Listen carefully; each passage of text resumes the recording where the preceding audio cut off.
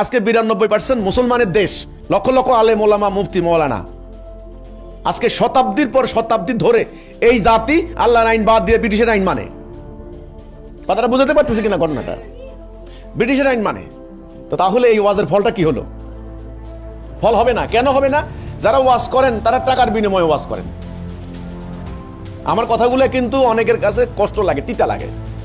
যেখানে আল্লাহ নিষেধ করেছেন, যারা আমার আয়াত গোপন করে বিনিময় তুচ্ছ মূল্য গ্রহণ করে, তারা পেটে আগুন ঢুকায়।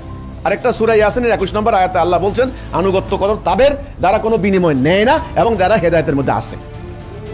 তাহলে যারা টাকার বান্ডেলের টাকা কামাই করে, আপনাকে নসিহত করে যায়, এই নসিহত কার্যকরী হবে না, ফল হবে না, আপনার চরিত্রে কোনো প্রভাব পড়বে না।